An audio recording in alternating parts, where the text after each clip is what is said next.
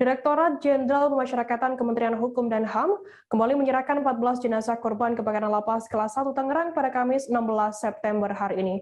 Di lokasi prosesi penyerahan jenazah tersebut dimulai pada pukul 9 pagi waktu Indonesia Barat hingga pukul 4 sore tadi. Ke-14 jenazah yang diserahkan pada hari ini merupakan para jenazah yang telah teridentifikasi pada Rabu 15 September kemarin. Untuk informasi lebih detailnya sudah bergabung bersama kami wartawan dari tribunnews.com. Ada Rizky Sandi Saputra yang akan berikan informasi lengkapnya untuk Anda. Halo Rizky. Ya, halo Firda dan juga Tribuners. Rizky, bisa Anda jelaskan bagaimana prosesi penyerahan jenazah yang dilakukan pada hari ini oleh Ditjen Kemenkumham?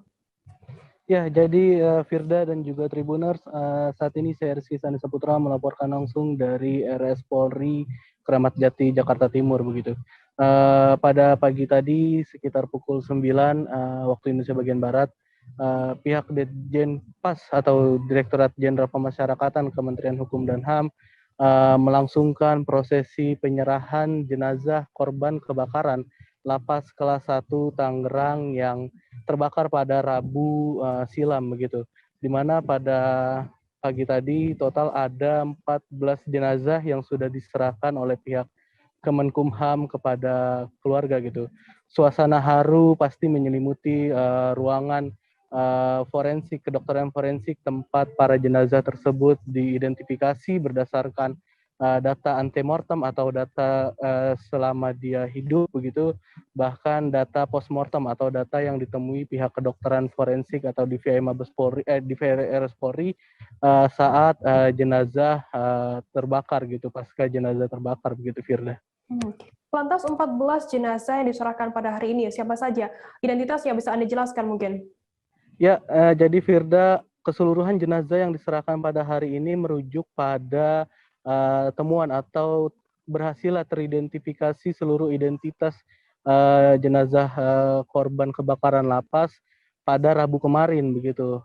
Jenderal Brigjen Pol Rusdi Hartono yakni Karopenmas Mabes Polri mengatakan kalau pihaknya pada Rabu kemarin telah berhasil mengidentifikasi sebanyak 14 orang yang diantaranya ada Andi Tudin alias Paci bin Ahmad Gempa, Marjuki bin Nipan, Cepi Hidayat bin Didin Komarudin, Jueni alias Jueng bin Karna, Fajar Priyo Handogo bin Sunarto, Ajum bin Jaya, Doni Chandra bin Alinodan, Setiawan bin Sumarna, Hermawan bin Nunung, Muhammad Yusuf bin Mamat, Sugeng Cahyono bin Sujono, Muhammad Ilham bin Juyono, Kurniawan bin Sahuri, dan terakhir Hengki Gunawan Chong bin Liu Penhin. Keseluruhan jenazah ini merupakan para jenazah yang telah berhasil teridentifikasi dan keseluruhannya teridentifikasi berdasarkan DNA dari pihak keluarga begitu, Firda.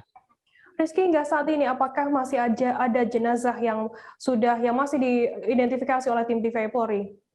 Ya, tadi berdasarkan keterangan dari Kabak Humas Ditjen Pas Kemenkumham yakni Ibu Rika Aprianti bahwa jika ditotal hingga hari ini sudah ada 38 jenazah dari 41 jenazah napi yang dilarikan ke RS Polri untuk diidentifikasi begitu. Hanya saja hingga saat ini masih ada 2 jenazah lain yang masih terus diidentifikasi, yakni keduanya yakni warga negara asal Nigeria yakni Samuel dan juga warga negara Indonesia Bambang Gustang.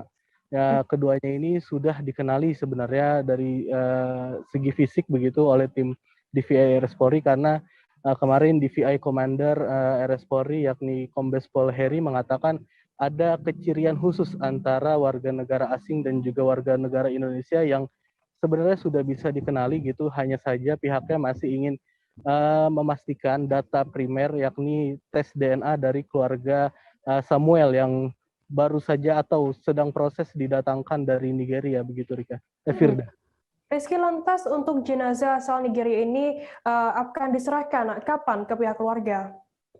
Ya, jadi karena proses identifikasi masih berlangsung, jenazah asal Nigeria ini masih berada di ruang tim DVI Polri, begitu juga dengan jenazah asal warga negara asing lainnya yakni Ricardo yang berasal dari Portugal.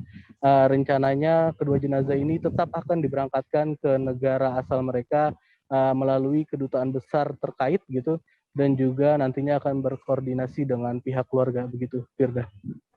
Baik, terima kasih rekan wartawan dari tribunnews.com Rizky Sandi Saputra atas laporannya. Selamat bertugas kembali. Jangan lupa subscribe, share, komen, dan like ya.